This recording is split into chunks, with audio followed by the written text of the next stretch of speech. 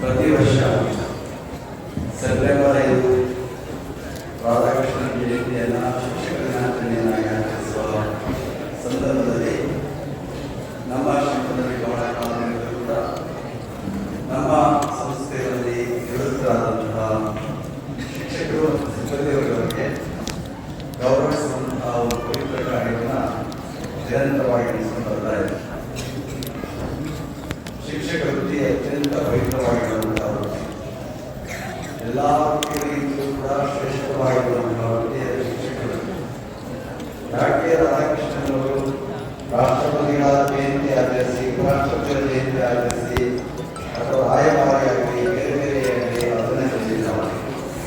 ಅವರಿಗೆ ರೀತಿಯಾಗಿರುವಂತಹ ಶಿಕ್ಷಕ ವೃತ್ತಿ ಅತ್ಯಂತ ಪ್ರೀತಿ ಮತ್ತು ಶ್ರೇಷ್ಠವಾದಂತಹ ವೃತ್ತಿಯನ್ನು ಭಾವಿಸಿ ನನ್ನ ಹುಟ್ಟುಹಬ್ಬವನ್ನು ಶಿಕ್ಷಕ ದಿನಾಚರಣೆಯಾಗಿ ಆಚರಿಸಬೇಕು ಎನ್ನುವಂತಹ ಕಡೆಗೆ ಪ್ರತಿ ವರ್ಷ ಕೂಡ ಸೆಪ್ಟೆಂಬರ್ 5 ಹುಟ್ಟುಹಬ್ಬ ಅದನ್ನು ಶಿಕ್ಷಕ ದಿನಾಚರಣೆಯನ್ನಾಗಿ ಆಚರಿಸಿಕೊಳ್ಳುವಂತಹ ಸಂಪ್ರದಾಯ ಪದ್ಧತಿ ಬರ್ತಾ ಇದೆ. ಇವಾಗ ಶಿಕ್ಷಕರಿಗೆ ರಾಧಾಕೃಷ್ಣರು ಕೂಡ ಆದರ್ಶ ಮಾದರಿಯಾಗಿರುವಂತಹ ಶಿಕ್ಷಕರು ಯಾವಾಗಲೂ ಕೂಡ ತತ್ವ, ನೀತಿ, ಶಿಸ್ತು, ಗಾಂಭೀರ್ಯ ಇವೆಲ್ಲಕ್ಕೂ ಕೂಡ ಅವರು ಮುಖ್ಯವಾಗಿರುವಂಥದ್ದನ್ನು ಅನುಸರಿಸಬೇಕಾಗುತ್ತೆ. ನಿರಂತರ ಅಧ್ಯಯನಶೀಲತೆ, ಬೋಧನೆಗೆ ಕೊಡುವಂತಹದ್ದು, ಎಲ್ಲ ವಿದ್ಯಾರ್ಥಿಗಳು ನಮ್ಮ ರೀತಿಗೆ ಮಾತಾಡುವಂತಹ ಭಾವನೆ, ಎಲ್ಲ ಮಕ್ಕಳಲ್ಲೂ ಕೂಡ ಅದೇ ಸಮಾಜ ಕಾಣುವಂತಹ ಬುದ್ಧಿವಂತಿಕೆ ಇವೆಲ್ಲವೂ ಇದ್ದಾಗ ಮಾತ್ರ ಅವನು ಉತ್ತಮ ಶಿಕ್ಷಕ ಆಗಲಿಕ್ಕೆ ಸಾಧ್ಯ ಆಗುವಂತಹ. ಮಕ್ಕಳಲ್ಲಿ ದಡ್ಡರಿದ್ದಾರೆ, ಮಧ್ಯಮವರಿದ್ದಾರೆ, ಜನವರಿದ್ದಾರೆ. ಶಿಕ್ಷಕರು ಮೂವರಿಗೂ ಕೂಡ ನ್ಯಾಯವನ್ನು ಪಾಲಿಸಬೇಕು. ಕೆಲವರ ಹಂತದಲ್ಲಿರುವಂತಹವರು ಕೂಡ ಅವನ್ನ ನಿಯಂತ್ರಬೇಕು, ಮಧ್ಯಮ ಹಂತದಲ್ಲಿರುವಂತಹವರು ಕೂಡ ನಿಯಂತ್ರಬೇಕು. ಇದು ಉತ್ತಮವಾಗಿ ಬೋಧನೆ ಮಾಡಿಸಲು ಪ್ರೋತ್ಸಾಹಕ್ಕೆ ಸಹಾಯವಾಗಿ ಕೊಡುತ್ತಾರೆ. ಹಾಗೆ ಎಲ್ಲ ಮಕ್ಕಳಿಗೂ ಕೂಡ ಸಮಾನವಾದಂತಹ ರೀತಿಯಲ್ಲಿ ಅವರಿಗೆ ಬೋಧನೆಯನ್ನು ಮಾಡಿ ಅವರ ಪ್ರಗತಿಯನ್ನೆಲ್ಲಾಗ ಮಾತ್ರ ನಿಮಗೆ ಒಂದು ಸಮಾಧಾನ ಆಗುವಂತಹದ್ದು.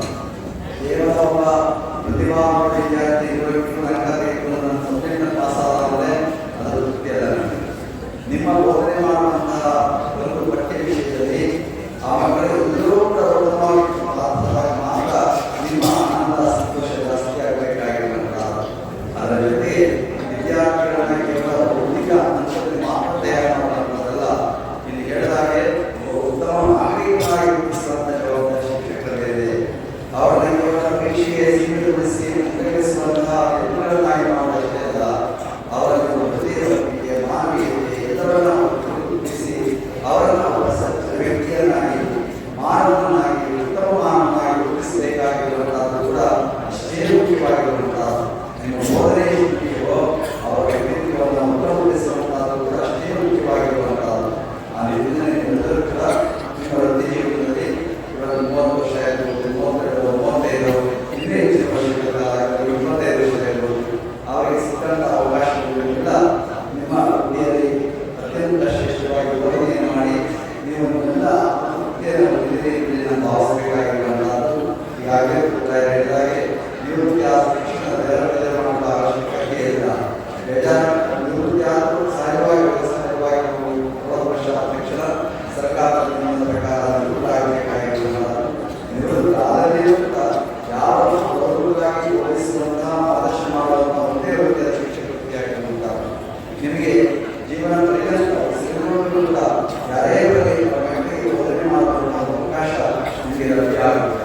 ಒಬ್ಬ ನಮಗೆ ಯಾರೋ ಮಾತನಾಡ್ತಾ ಇರ್ತಾರೆ, ಒಬ್ಬ ಪಾಶ್ಚಿಮಾತ್ಯ ದೇಶದಲ್ಲಿ ಹೇಗಿರ್ತಾ ಇರ್ತಾರೆ, ಅವನಿಗೆ ವಯಸ್ಸಾಗಿರುತ್ತೆ, ಡ್ರೈವರ್ ಕೆಲಸ ಮಾಡ್ತಾ ಇರ್ತಾರೆ, ತುಂಬ ವಯಸ್ಸಾದರೂ ಕೂಡ ವೃತ್ತಿಯನ್ನು ಮಾಡ್ತಾ ಇರ್ತಾರೆ.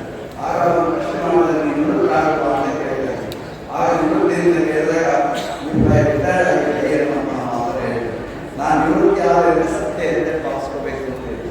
ಆದರೆ ಯಾರ ಸತ್ಯತೆ ಭಾವಿಸ್ತಾರಲ್ಲ, ನಾವು ನಿವೃತ್ತರಾಗಿದ್ದರೆ ಸದಾ ಪ್ರವೃತ್ತರಾಗಿದ್ದೇವೆ ಅನ್ನೋ ಭಾವನೆ ನಿಮ್ಗೆ ಯಾವತ್ತೂ ಇರಬೇಕಾಗುತ್ತೆ. ನಿಮ್ಮ ನಿವೃತ್ತಿ ಜೀವನ ಸಂತೋಷವಾಗಿರಬೇಕಾಗುತ್ತೆ, ಸಂತೃಪ್ತಿಯಿಂದ ಇರಬೇಕಾಗುತ್ತೆ.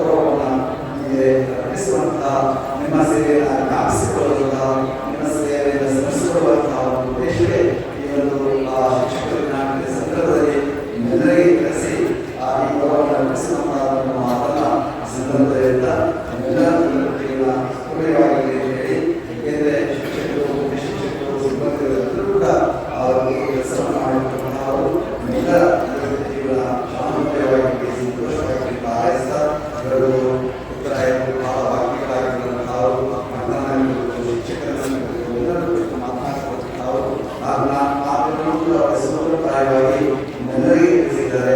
ಅವರನ್ನು ಮುಂದಿನ ರೂಢಿಸಿಕೊಳ್ಳುವ ಪ್ರಯತ್ನವನ್ನು ಮಾಡಿ ಹಾರೈಸಿ